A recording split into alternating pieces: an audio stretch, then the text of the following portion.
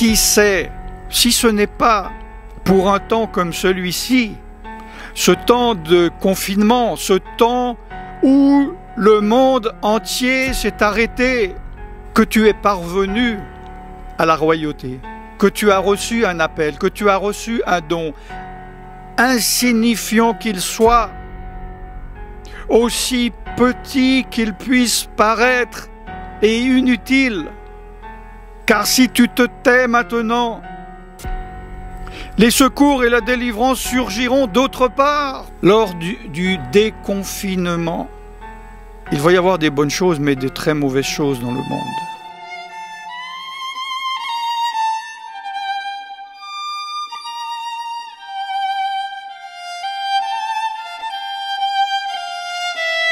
Je vais commencer un message de révélation prophétique pour les croyants, pour les chrétiens.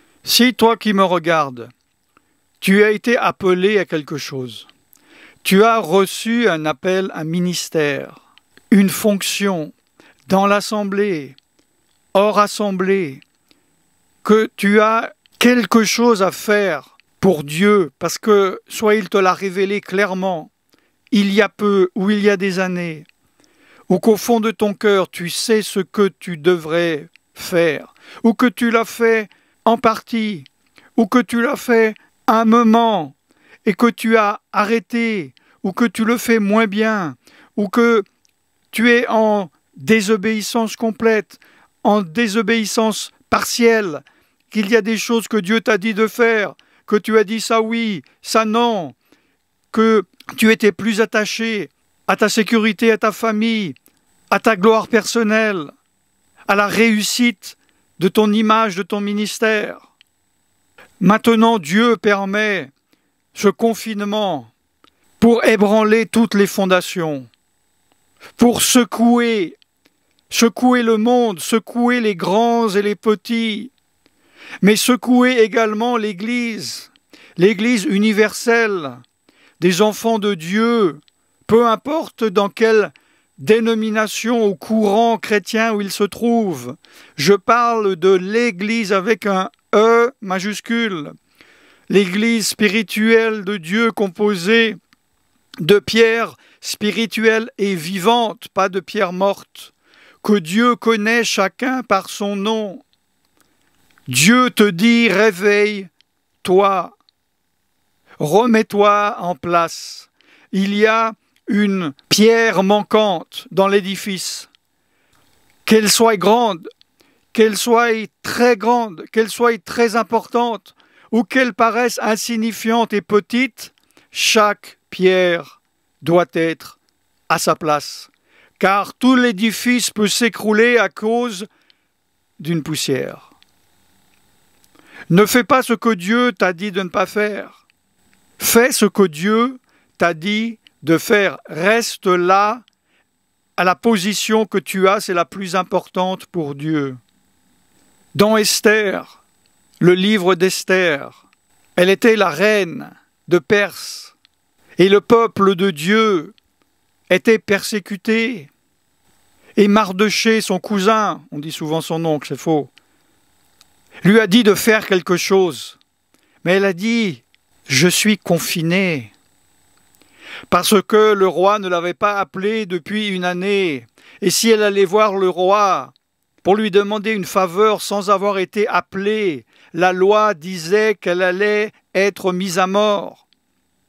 À moins que le roi lui présente son sceptre et si elle le touche, elle reçoit la grâce. Et au début, la réaction d'Esther était de dire « Non, je risque de mourir ».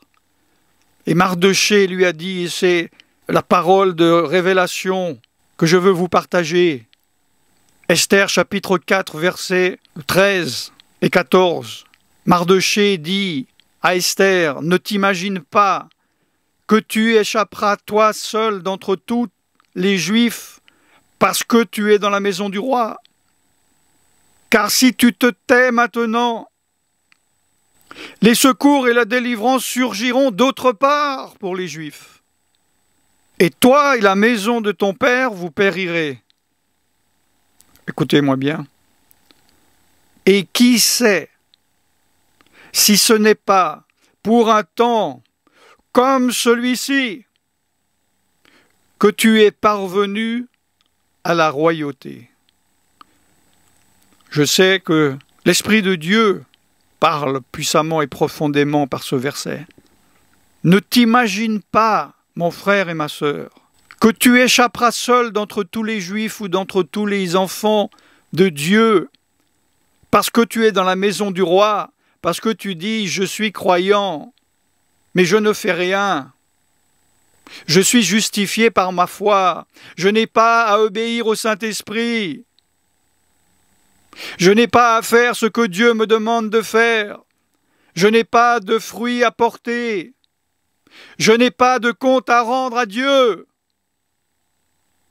Car si tu te tais maintenant, le secours et la délivrance surgiront d'autre part pour le peuple de Dieu.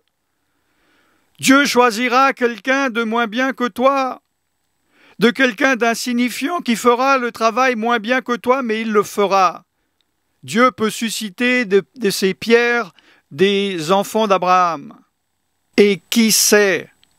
Le sais-tu?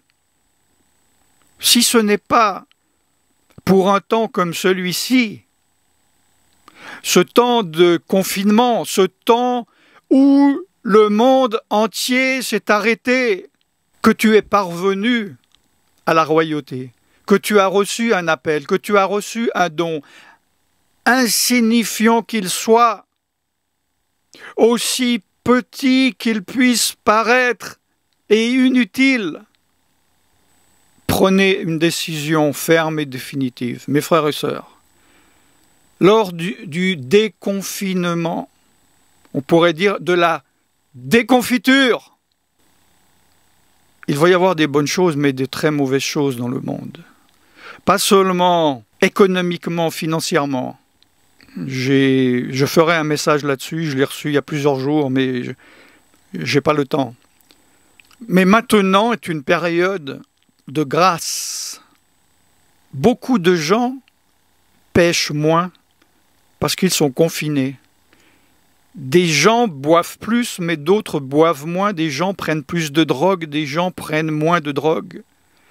Des gens vont moins aux prostituées, des gens ont laissé tomber leurs maîtresses ou leurs amants. Mais après le déconfinement, c'est comme une élastique qu'on tire. Plus on la tire, plus le projectile va aller loin. Ceux qui décompensent en partant en vacances à 2000 km, ils vont faire 10 fois le tour de la Terre. Les gens vont dépenser leur argent. Celui qui allait voir une prostituée, il va en voir 20 d'un coup. Et toi, enfant de Dieu, serviteur de Dieu, que vas-tu faire? Vas-tu retourner à tes habitudes d'avant? Vas-tu retourner à ta tiédeur? Vas-tu retourner à ton indifférence? Ces temps auront-ils servi à rien? Il n'y aura aucun changement? Ou cela va réveiller l'Église, va changer chaque enfant de Dieu? Réveille-toi, obéis à Dieu, secoue-toi, fais-toi violence, reviens à ton premier amour, reviens à l'obéissance. Ceci est un temps d'avertissement. Noé, tous les jours, mettait en garde les gens, mais ils se moquaient, mais ils continuaient à boire et à manger et à se marier et à faire comme si la vie allait continuer. Mais au jour de la trompette, au jour du chauffard, au jour de la dernière trompette, au jour du dernier avertissement, la porte s'est fermée.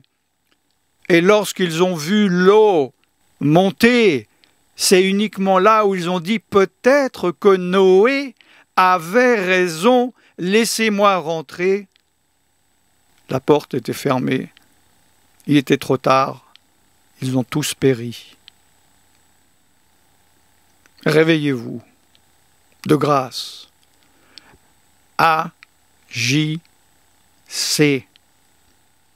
mes frères et sœurs, de ces circonstances peut arriver un grand réveil, peut-être le dernier réveil, qui amène à la vie, à la résurrection des chrétiens spirituellement et à la naissance par l'évangélisation de personnes qui n'étaient pas sauvées.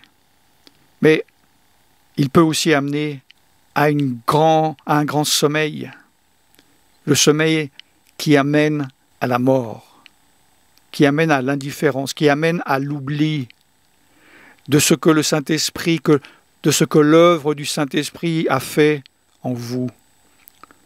Profitez de cet avertissement qu'est ce confinement. Je ne sais pas, donc je ne vais pas dire « ceci est le dernier », mais peut-être que c'est le cas. Ne vous moquez pas de Dieu, ne te moque pas de Dieu, ne te moque pas de ses avertissements. Ne te moque pas et ne dis pas en ton cœur « mais combien de fois on m'a averti et il ne se passe rien ?» Où est l'avènement du Seigneur?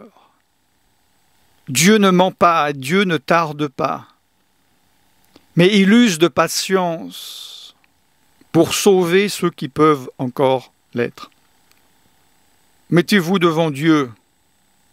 Mettez-vous en ordre. Si vous ne connaissez pas l'appel de Dieu, demande à Dieu qu'est-ce qu'il veut que tu fasses. Il a un plan pour chacun, même le plus petit. Tu ne sais pas parler? Tu ne sais pas écrire? Tu as 10 de QI? Tu penses que tu vas servir à rien? C'est dans la faiblesse de l'homme qu'il peut manifester sa plus grande puissance. Dieu utilise les choses folles du monde pour confondre les sages et les choses faibles pour confondre les fortes. Si Dieu te dit que tu dois faire ceci, fais-le. Ce ne sera pas par tes propres forces, ce sera par son esprit. Obéis à Dieu maintenant. Agis maintenant. Désolé pour la surexposition de l'image, je vois que mais quand j'ai commencé, il était nuageux et Dieu a fait lever son soleil. Tant pis pour le côté technique de la vidéo. Je suis serviteur de Dieu Alain Rich et je vous bénis dans le nom tout-puissant de Yeshua, Jésus en français. Shalom.